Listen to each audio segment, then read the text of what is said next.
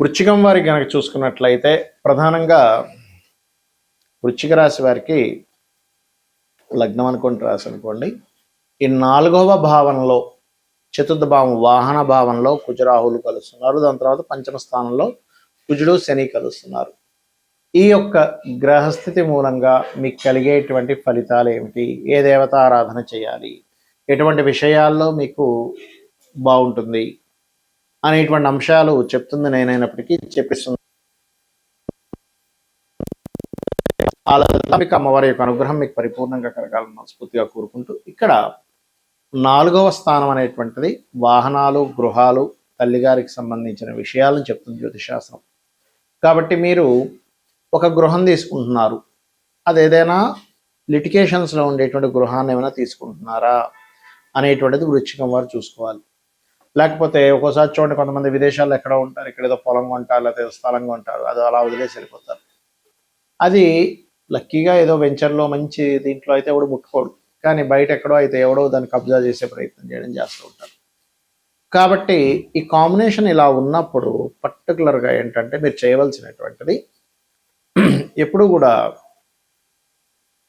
ఈ గ్రహాల యొక్క స్థితి ఏదైతే ఉందో, ఈ కుజుడు రాహు యొక్క ప్రభావం ఏదైతే ఉందో, ఇది ఇచ్చేటువంటి రిజల్ట్స్ ఏమిటి, దీనివల్ల ఎటువంటి ఫలితాలు ఉంటాయి ఏమిటి అని చెప్పి చూసుకున్నట్లయితే, మీకు ఈ కాంబినేషన్ ఈ 4వ స్థానంలో ఉండేటువంటి గ్రహాల మూలంగా వాహనం మీద వెళ్ళేటప్పుడు, అదేవిధంగా ఏదైనా ప్రాపర్టీ తీసుకునేటప్పుడు, ముఖ్యంగా 2 ఏప్రిల్ వరకు చాలా జాగ్రత్తగా ఉండాలి తల్లిగారి ఆరోగ్య విషయంలో కూడా. మరి దాని తర్వాత పంచమ స్థానంలోకి వెళ్ళిపోతాడు కదండి, అంటే పంచమ స్థానం అనేటువంటి సంతానము, స్నేహితులు, షేర్ మార్కెట్, ఒక ఆలోచన విధానం. ఒక్కోసారి ఏమవుద్దంటే అయ్యో చాలా అంటే ఇప్పుడు ఇన్ని రోజులు మనకి ఎప్పుడైతే శని సింగిల్గా ఉన్నాడో చాలా ఆలస్యం చేస్తున్నాను, లేకపోతే కొన్ని ఉంటాయి, అంటే మన యొక్క ఆలోచన విధానం మార్చుకోవాలని ఒక్కసారిగా అగ్రెసివ్గా ఆలోచించడం, అగ్రెసివ్గా వెళ్ళిపోయేటువంటి తత్వాన్ని ఇస్తూ ఉంటుంది ఎప్పుడైతే కుజుడు వచ్చి శనితో చేరతాడో. కాబట్టి ఈ ఆలోచన విధానంలో పూర్తిగా మార్పులు వచ్చేస్తాయి. వృశ్చికం వారికి లగ్నాధిపతి వెళ్ళి పంచమాన్ని కచ్చరి చేస్తున్నాడు. ఒక రకంగా చెప్పాలంటే వెళ్ళి అక్కడ ఉన్నందుకు, రాశ్యాధిపతి పంచమంలో ఉన్నందుకు కొన్ని నిర్ణయాలు, గతంలో తీసుకున్న నిర్ణయాలు ఇది కరెక్ట్ సరైనటువంటివి కాదు. కాబట్టి మనం ఈ యొక్క నిర్ణయాలు సరైనటువంటివి తీసుకోవాలి అనేటువంటి కొన్ని మార్పులు కూడా చేసుకుంటాం. ఒక రకంగా మంచిదే చెప్పాలంటే. ఇక ఉద్యోగ సంబంధించిన విషయంలో దశమంలో కేతు ఉన్నాడు కాబట్టి కొన్ని అగ్రెసివ్ నిర్ణయాలు తీసుకోకుండా ఉండడం కోసం ఓం మాణిక్య మకుటాకార జానుద్వయ విరాజితాయ నమః అని మంత్రం చేస్తూ ఉండండి. ఓం శ్రీమాత్రే నమః అని కూడా చేయండి. అన్ని విధాలు మీకు బాగుంటుంది. అయితే ఇదే కాంబినేషన్ మీ పర్సనల్ చార్ట్లో ఉంటే ఏమిటి అనేది తెలుసుకోవాలి.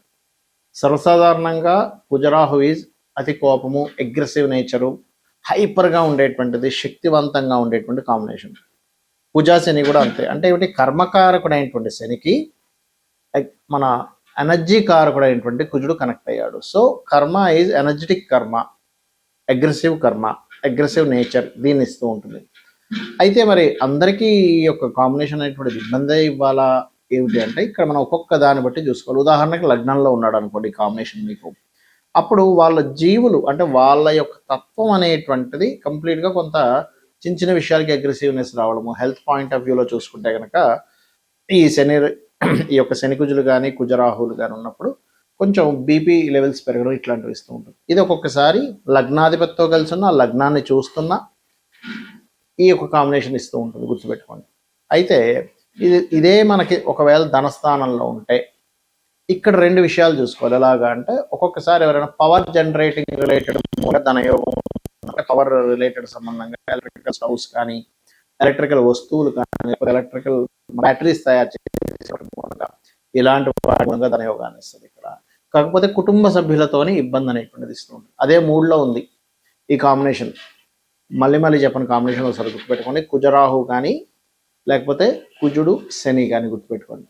సో మూడ్లో ఉన్నప్పుడు మాత్రం కొంచెం అన్నదమ్ములతో గొడవలు ఇస్తుంది, కానీ మీకున్నంత ధైర్యం ఎవరికీ ఉండదు. అంత అద్భుతమైన ధైర్యాన్ని ఇస్తుంది.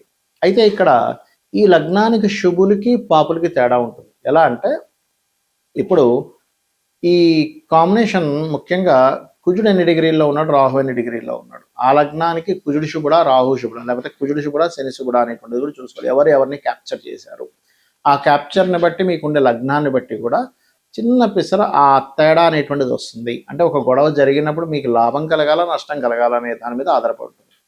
సో ఈ 4వ స్థానంలో ఉన్నదనుకోండి ఎవరికైనా కుజుడు రాహు కానీ లేకపోతే కుజుడు శని కానీ, అప్పుడు వారికి ఏంటంటే వాళ్ళు ప్రాపర్టీస్ తీసుకునేటప్పుడు వాళ్ళ పేరు మీద తీసుకోకూడదు. ఇంట్లో జీవిత భాగస్వామి పేరు మీద కానీ సంతానం పేర్ల మీద కానీ తీసుకోవాలి ఎప్పుడైనా సరే.